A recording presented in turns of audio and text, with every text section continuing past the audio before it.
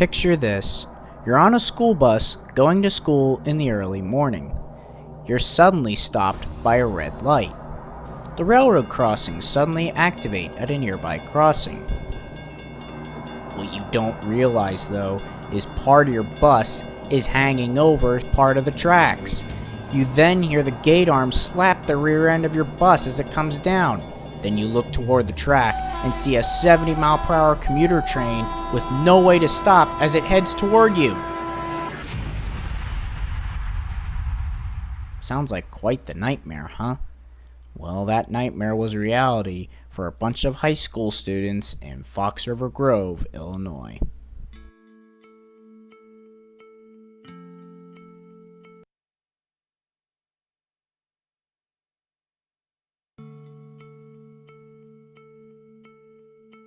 On October 25th, 1995, Metra Express 624 is departing Crystal Lake Station bound for Chicago.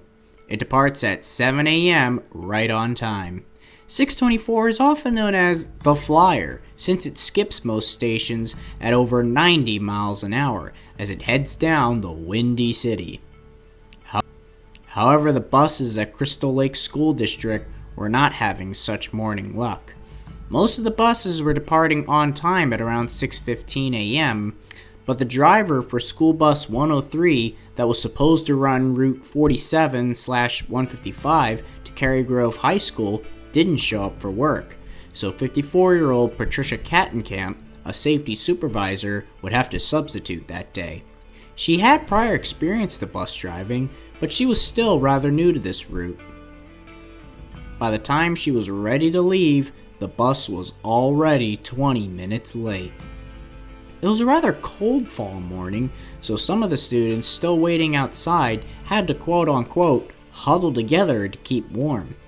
The first two kids were picked up at the first stop at 6:55 a.m. The two helped to guide her through the route so she knew exactly where to go. By 7:05, the roads were backing up with the typical rush hour traffic. But as for 624, it was flying down the tracks at 60 miles an hour with no traffic stopping it. At 7:10, the last of 39 kids finally got on the bus, so now it was time to get to school. Freshman John Afson sat in the third row after sophomore Joe Calty, who stated that the back was for upperclassmen like himself and the front was for freshies like John. That little move would prove critical later. Seconds later, the train and bus's paths had to intersect at the Algonquin Road railroad crossing. They were approaching it around the same time, but the bus got there first. Kattenkamp stopped, looked, and listened, but she said she saw no train coming and proceeded across. But immediately after she started moving, a red traffic light stopped her at the other side of the crossing at an intersection. Behind the bus was Jim Hummela. He was stopped behind the bus and noticed a headlight from the approaching Metra. Suddenly, the crossings activate, warning of the oncoming Metra. Jim was rather concerned about where the bus was stopped, and he noticed the gate slap the buses from behind. Then Jim knew something was wrong. 3 inches of the bus's back hung over the tracks, and the Flyer is going full speed towards it. The engineer and the students were now facing one of the worst nightmares possible. The engineer could only slam his brakes, blow his horn, and pray the bus got out of the way. The kids at first joked about the situation, but when they saw how fast the train was approaching them, they began to panic and scream at the back of the bus. Then Jim realized that the Flyer coming through. The kids were freaking out. They were screaming, "There's a train coming! There's a train coming! Move! Move!" Some of them even tried to make efforts to get out of the bus on their own. Jim Hummela behind the bus was yelling, "Go! Go! Go!" Patricia Kattenkamp, however, was confused from the screaming and didn't understand. "Go!" Patricia Kattenkamp, however, was confused from the screaming and didn't understand. Sadly, no one's prayers were answered.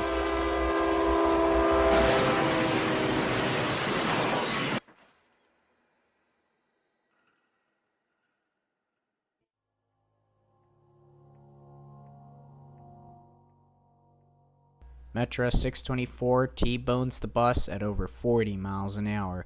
The force of the impact shears the whole passenger compartment off the chassis of the bus, spinning it 180 degrees onto the side of the tracks. The police chief, who witnessed the whole scene from the police station down the street, immediately called in as many officers as he could and requested EMTs to dispatch to the scene.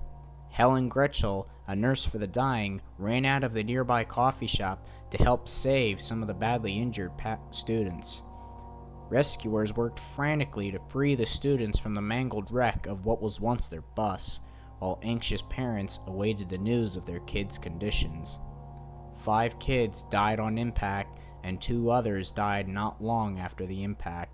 One of them, Jeff Clark, was being treated by Helen with a turkey baster, trying to help him breathe by getting the blood out of his lungs, but he died in her arms. Tiffany Schneider, who was Jeff's friend, also died. She had just gotten her first paycheck at her first job that would sadly never be checked in.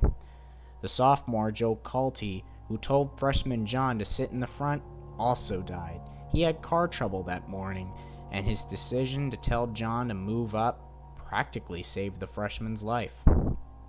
21 students suffered minor injuries, as did Patricia Cattenkamp, the driver. So you gotta wonder, how could such a nightmare unfold on an average October morning? And why? Was it solely the driver's fault? The NTSB investigation found several factors to the crash. First off, the crossing was badly designed. These kind of intersections are known as interconnected crossings because of the need to link the railroad signals to the road signals to ensure safe passage. The crossing was one of an inherently dangerous design in that a long vehicle could be trapped partially on the crossing while being held by a red light at the intersection. At the crossing itself, the distance between the crossing and the stop line was 30 feet. The bus, 38 feet long. If the driver realized this danger, she would have been forced to pull through the red light to clear the tracks when the crossing's activated. Some witnesses said there was a car preventing the bus from moving any forward, but investigators dismissed this theory as it was proven false. She could have pulled forward, but she didn't. Also, according to tests conducted by the NTSB, the warning lights on the railroad crossing activated 20 seconds before the arrival of the metro train. However, the traffic lights clearing the rail intersection only allowed cars to clear 18 seconds after they activated, giving cars only 2 to 6 seconds to clear the tracks. Roadway signal timing was under the jurisdiction of Illinois Department of Transportation, while railway timing was under the jurisdiction of the Union Pacific. No communication took place between both parties regarding interconnected signal timings. It was reported that the crossings had originally been given a safe margin pass, but have been modified some months previously to allow a pedestrian crossing cycle, overlooking the possible consequences at the railroad crossing.